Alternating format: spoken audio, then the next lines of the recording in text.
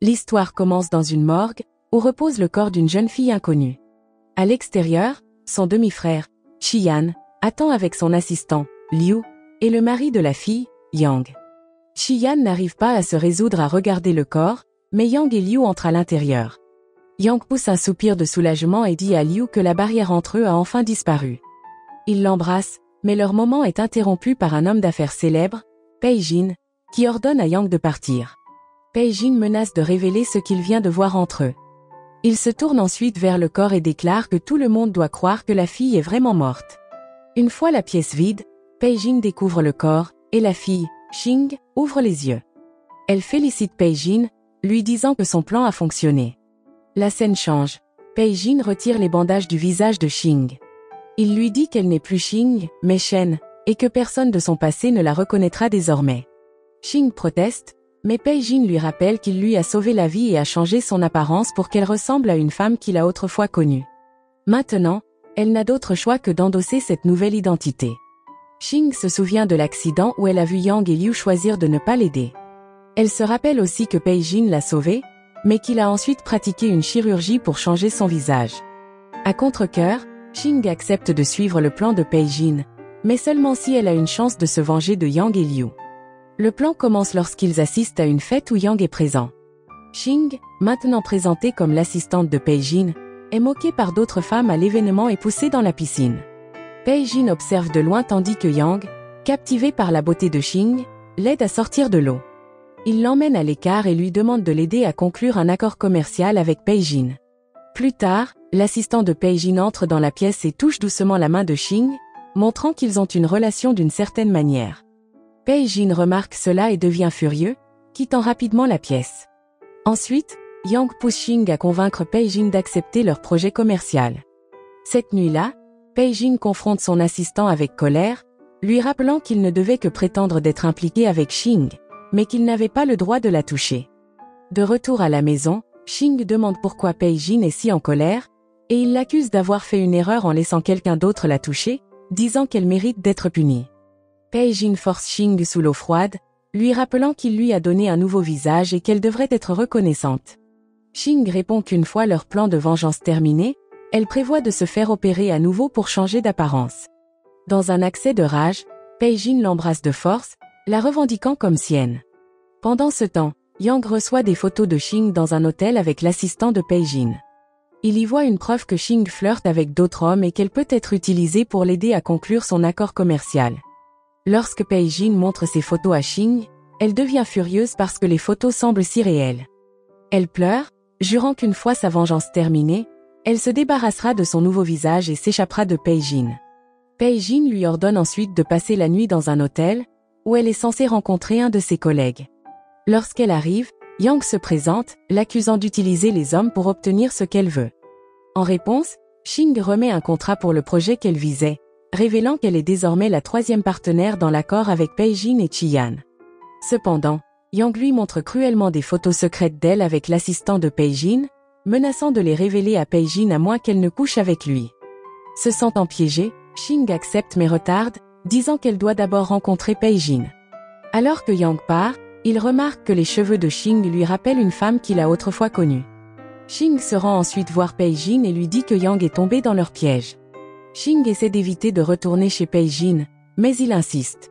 Alors qu'il s'approche d'elle, Xing remarque que Pei Jin semble en colère. Cependant, chaque fois qu'elle regarde son visage, il paraît calme, comme s'il ne pouvait résister à son charme. Mais soudain, Pei Jin, toujours furieux, attrape une paire de ciseaux et coupe la jupe de Xing, lui disant qu'elle est loin de pouvoir le séduire et qu'il peut se contrôler. Choqué, Xing reste assise en silence sur le canapé pendant longtemps. Avant de quitter le bureau, Pei Jin lui jette sa veste. Avec détermination, Xing poursuit son plan et se rend chez Yang, lui faisant croire qu'elle est venue passer la nuit. À ce moment-là, Xing enivre Yang, puis se cache et murmure des choses que seule sa femme pourrait connaître, effrayant Yang au point qu'il court dans un mur et s'évanouit. Peu après, Xing prend l'accord de propriété et part, se souvenant comment Pei Jin lui avait sauvé la vie alors qu'elle était au bord de la mort. En sortant, elle trouve Pei Jin qui l'attend. Pendant ce temps, Liu arrive chez Yang et le trouve dans un état confus. Lorsqu'Yang se réveille, il admet avoir eu une hallucination où il a vu sa femme décédée encore en vie. Liu ignore cela et lui rappelle que sa femme est morte et enterrée. Quant à Xing, Pei-Jin remarque qu'elle semble mal à l'aise. Il lui dit que même si Yang l'a abandonnée, c'est lui, Pei-Jin, qui l'a sauvée. Peu après, Pei-Jin se rapproche et avoue qu'il voit désormais Xing comme sienne, lui permettant de l'embrasser. Cependant, lorsque Pei-Jin est seul plus tard, il entre dans sa pièce privée, où il regarde des photos des personnes dont il veut se venger, y compris Xing. Au même moment, Liu passe un appel à une personne inconnue, la tenant informée de la situation de Yang et disant qu'elle doit rencontrer Xing pour révéler la vérité. Le lendemain, Liu organise une rencontre avec Xing dans un café, se présentant comme l'assistante de Qian et prétendant que leur rencontre est un hasard. Peu après, Liu fait tomber le sac de Xing et y cache discrètement un dispositif d'écoute. Xing s'en aperçoit mais fait semblant de ne rien savoir. Plus tard, Xing montre le dispositif d'écoute à Pei-Jin, qui comprend rapidement que l'entreprise de Qian a annulé le projet. Liu joue l'enregistrement de leur conversation à Yang, révélant que le projet a été annulé et que Yang doit maintenant payer une pénalité. Paniqué, Yang se précipite à l'entreprise de Qian, où Xing confirme que le projet a été annulé. Elle dit à Yang que sa seule option est de rembourser la compte à Pei-Jin, qui l'avait convaincu d'investir au départ. Fou de rage, Yang menace de se venger avant de partir en trombe. Yang se rend ensuite à la boîte de nuit de Liu et admet qu'il a tout perdu et n'a plus d'argent. Liu lui ordonne froidement de partir, mettant fin à leur relation. Peu après, Yang reçoit une lettre officielle l'informant que tous ses biens ont été saisis. Désespéré de sauver le projet, Yang va voir Pei-Jin, le suppliant de reconsidérer sa décision. Mais Pei-Jin refuse et ordonne à son équipe de sécurité de le jeter dehors. N'ayant nulle part où aller, Yang se rend chez Liu, la suppliant de se réconcilier car il n'a plus rien. Liu le gifle, le traitant de fou et se demandant à voix haute comment sa femme a pu l'aimer. Vaincu, Yang part. Cette nuit-là, Pei-Jin dit à Xing que leur vengeance contre Yang est terminée, et Xing répond que Liu est leur prochaine cible. Soudain, Pei-Jin reçoit un message de Yang, montrant des photos compromettantes de Xing avec l'assistant de Pei-Jin. Yang menace de publier les photos si Pei-Jin ne poursuit pas le projet. Furieux, Pei-Jin confronte Yang, l'avertissant que sa vie sera ruinée si les photos sont rendues publiques. Soudain, Yang attaque Pei-Jin et est sur le point de le poignarder lorsque Xing arrive juste à temps, frappe Yang et le jette dans la piscine. De retour à la maison, Pei-Jin remercie Xing de l'avoir sauvé pour la première fois. Mais ensuite, il est surpris par un coup de tonnerre. Alors que Pei-Jin hésite à la réconforter, Xing prend l'initiative, posant sa tête sur ses genoux pour se rassurer. Le lendemain, Yang se réveille et trouve Xing devant lui. Xing lui dit froidement qu'il est temps de payer pour ce qu'il a fait à sa femme. Terrifié, Yang essaie de s'enfuir mais trébuche en voyant Xing avec du sang sur le visage. Xing le regarde, son visage exprimant de la tristesse. Pendant ce temps, Pei-Jin découvre que Xing sait jouer du piano. Lorsqu'il lui demande comment elle a appris, Xing admet qu'elle ne se souvient pas beaucoup de son passé. Pour célébrer la chute de Yang, Pei-Jin emmène Xing dîner, où Xing exprime son désir de se venger de Liu ensuite. Peu après, Pei-Jin avertit Xing de ne pas le faire, lui rappelant que Liu est l'assistante de Qian et qu'il ne lui fait pas confiance. Cependant, Xing insiste en disant que Qian est son demi-frère et une bonne personne, ce qui met Pei-Jin en colère. Il traîne Xing dans une chambre d'hôtel, lui rappelant qu'elle lui appartient et doit suivre ses ordres. Ailleurs, Yang se réveille dans une pièce étrange, enchaîné avec Qian à ses côtés. Confus, Yang exige de savoir ce qui se passe. Là, Qian lui répond froidement qu'il ne pardonnera jamais à Yang ni à Liu d'avoir trahi sa sœur, Xing. Le lendemain, Qian rencontre Xing, la surprenant par sa visite. Elle lui demande ce qu'il veut, et il répond simplement qu'il souhaite mieux la connaître. De retour au bureau de Qian, Liu remarque une photo de Xing sur son ordinateur portable. Elle questionne son intérêt pour l'assistante de Pei-Jin, mais Qian reste silencieux. Plus tard, lorsque Xing rentre chez elle, Pei-Jin la confronte, lui demandant si elle a rencontré Qian. Bien qu'hésitante, Xing admet que Qian est venue la voir, et elle y voit un signe pour continuer sa vengeance contre Liu. En colère, Pei-Jin la punit à nouveau, lui interdisant de rencontrer Qian. À ce moment-là, Xing insiste en disant que Qian est son demi-frère, mais Pei-Jin la prévient qu'elle est désormais une autre personne. Et que Qian pourrait vouloir plus qu'une relation fraternelle. Pour montrer son contrôle, Pei-Jin l'embrasse de force, déclarant qu'elle lui appartient. Le lendemain, Xing se souvient de moments de son enfance avec Qian. À l'époque, Elle était passée devant la maison de Chi-Yan et l'avait vue avec Liu, ce qui avait mis Liu en colère car elle avait remarqué son intérêt pour Xing. Plus tard, dans l'entreprise de Pei-Jin, il accuse Xing avec colère d'avoir revu Chi-Yan. Xing explique à Pei-Jin que Liu a des sentiments pour Chi-Yan et qu'elle compte utiliser cela pour se venger. Furieux, Pei-Jin lui ordonne de rester loin de Chi-Yan, lui proposant de l'aider à faire tomber Liu avec un autre plan. Il révèle que Liu s'est enfuie de chez elle et que sa famille ne sait pas où elle est. Finalement convaincu, Xing accepte de suivre le nouveau plan de Pei-Jin. Une nuit, Liu est choqué lorsque ses parents se présentent à sa boîte de nuit, ce qui réveille des souvenirs douloureux de son père la vendant à des hommes pour de l'argent avant qu'elle ne s'enfuie. Paniqué, Liu s'échappe de la boîte de nuit. Le lendemain, Pei-Jin et Xing repèrent Liu dans la rue, et Xing commente que ce n'est que le début de la chute de Liu. Sans autre choix, Liu retourne à la boîte de nuit, où son père exige qu'elle rembourse une dette de 4 millions. Lorsque Liu dit qu'elle n'a pas l'argent, son père suggère qu'elle passe la nuit avec un médecin. Se sentant impuissante, elle est droguée et forcée d'accepter. Pendant ce temps, Xing demande à Pei-Jin la permission d'assister à la fête de Chi-Yan. À ce moment-là, Pei-Jin lui laisse la décision mais la prévient qu'il ne l'aidera pas si quelque chose tourne mal. Le lendemain, Liu arrive au travail avec des marques visibles de violence, attirant l'attention de ses collègues. Inquiet, Chi-Yan lui suggère de prendre un congé pour se rétablir. Il révèle également que ses parents l'ont retrouvé, ce qui ajoute à son stress. À contre-cœur, elle quitte le bureau, se sentant brisée. Ne pouvant se contrôler, Pei-Jin décide d'assister à la fête avec Xing. Lorsque Xing commence à danser avec Chi-Yan, Pei-Jin devient jaloux et l'éloigne, l'emmenant à l'extérieur. Alors qu'ils partent, Liu entre dans la fête, attirant l'attention de tous par son apparence débraillée. Dans la voiture, Xing supplie Pei-Jin de la laisser se rapprocher de Chi-Yan pour en savoir plus sur sa fiancée. Là, Pei-Jin la prévient que Chi-Yan est dangereux et l'exhorte à faire attention, notant que Liu les observe. Frustrée par l'attention que Xing reçoit de Chi-Yan et de Pei-Jin, elle continue à pousser Pei-Jin à la laisser se rapprocher de Chi-Yan. Pei-Jin la réprimande avec colère pour son entêtement et menace de lui apprendre à obéir. Malgré ses hésitations, Xing rencontre Chi-Yan dans un cimetière. Elle lui demande s'il aimait vraiment sa demi-sœur, et Chi-Yan admet que oui, la décrivant comme douce et innocente. Il mentionne également que son comportement est devenu étrange et que la Xing qu'il connaissait semblait avoir disparu il y a 2 ans. Lorsque Xing rentre chez elle, elle trouve Pei-Jin ivre. Il l'accuse d'essayer de le rendre jaloux.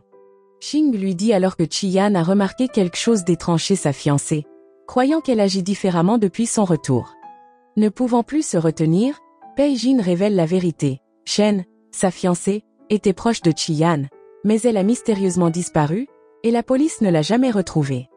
Pei-Jin admet qu'il a donné à Xing le visage de Shen pour maintenir l'illusion que sa fiancée était toujours avec lui.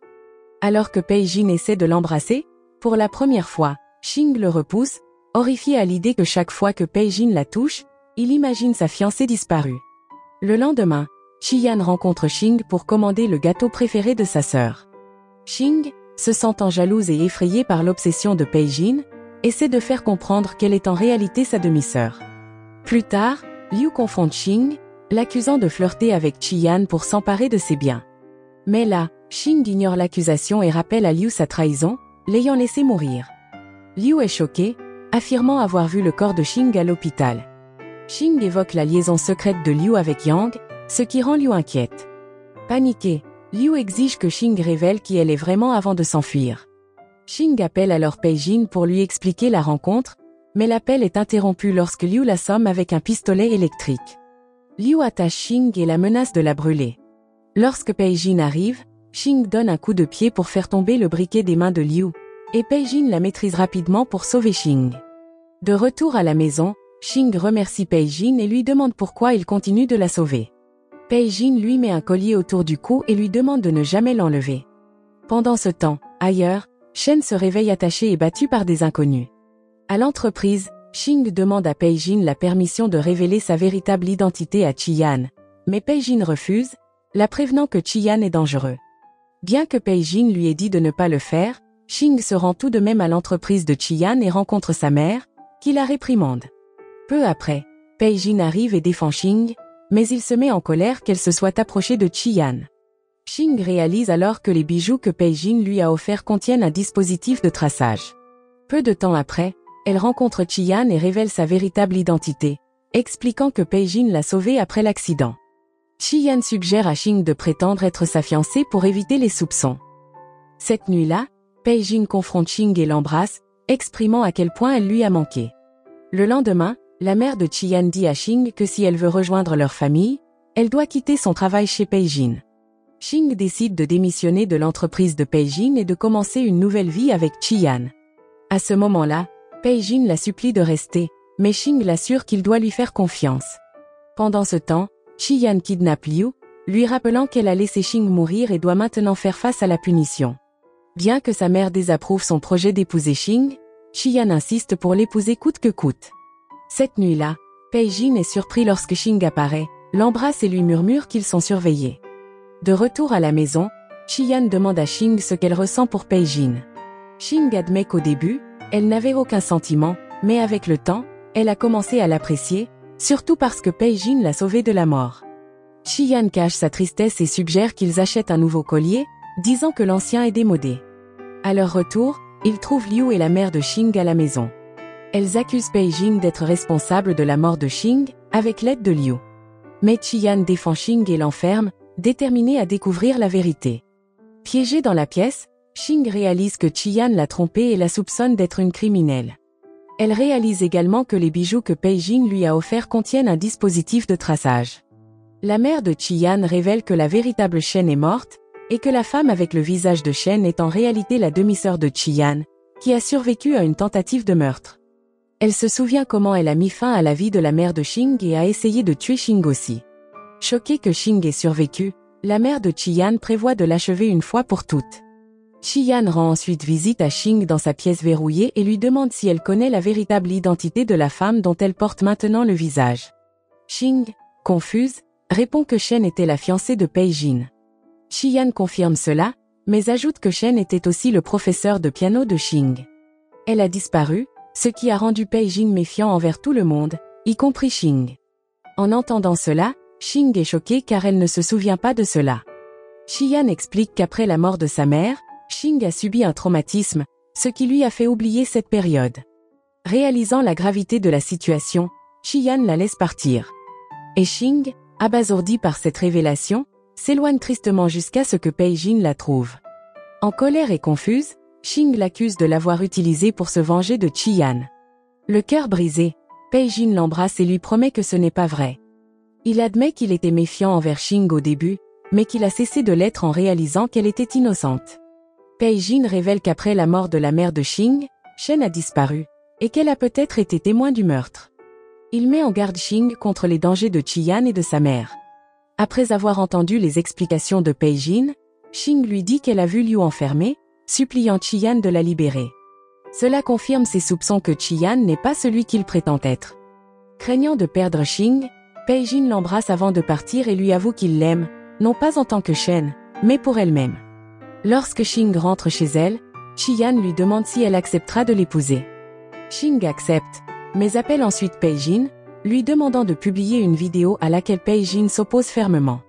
À ce moment-là, Pei-Jin insiste pour trouver un autre moyen d'obtenir justice, mais son assistant révèle que Shing a déjà publié la vidéo elle-même, la montrant au lit avec un autre homme. Bien que la vidéo soit fausse, elle met Pei-Jin en rage. Il réprimande Shing pour son imprudence, tandis que la mère de Chi-Yan est extrêmement furieuse car cela ruine la réputation de leur famille. Dans sa colère, elle kidnappe Shing et l'emmène à l'endroit où elle a tué la mère de Shing, révélant que sa mort n'était pas un accident. La mère de Chi-Yan avoue qu'elle a planifié l'accident par vengeance, car son mari avait partagé la fortune familiale entre Chi-Yan et Shing. Elle admet également avoir tenté de tuer Shing lors de ce même accident. Alors qu'elle s'apprête à en finir, Chi-Yan intervient et administre un somnifère à sa mère. Bien que sa mère supplie Chi-Yan de tuer Shing, il refuse et jure de la protéger. Lorsque sa mère menace de révéler son secret, Chi-Yan la réduit au silence pour toujours en mettant fin à sa vie. Shing, témoin de cet acte terrible, réalise que Chi-Yan est un monstre. Pendant ce temps, Liu révèle à Pei-Jin la véritable nature de Chi-Yan. Après avoir été secouru, Shing se réveille et confronte Chi-Yan, exigeant une explication sur la mort de sa mère. Chi-Yan admet qu'il n'a pas pu pardonner à sa mère d'avoir tenté de prendre la vie de Shing. Il confesse également son amour pour Xing depuis leur enfance, malgré tous ses crimes. Il révèle qu'il a tué Shen parce qu'elle avait été témoin d'un autre meurtre. Lorsque Xing lui demande pourquoi il est devenu un tueur, Xian explique que sa fascination pour la violence a commencé lorsqu'il était jeune. Alors que la tension monte, Pei Jin fait irruption et trouve Xing en robe de mariée, enchaînée. Xian attaque Pei Jin et le poignarde. Bien que blessé, Pei Jin riposte et libère Xing. Dans un accès de rage, Xian poignarde à nouveau Pei Jin, pensant à Shen. Ensemble, Xing et Pei Jin parviennent à repousser Xian, mettant fin à son règne de terreur. Par la suite, Xing sauve son beau-père, prend les rênes de l'entreprise familiale et trouve enfin la paix avec Pei Jin. Le film se termine. Leçon morale de ce film: si vous vous retrouvez en robe de mariée, enchaînée, et en train de repousser un demi-frère meurtrier, peut-être que les rencontres en ligne ne sont pas la pire idée après tout. Aussi, si votre collier est livré avec un dispositif de traçage gratuit, ce n'est probablement pas une déclaration de mode.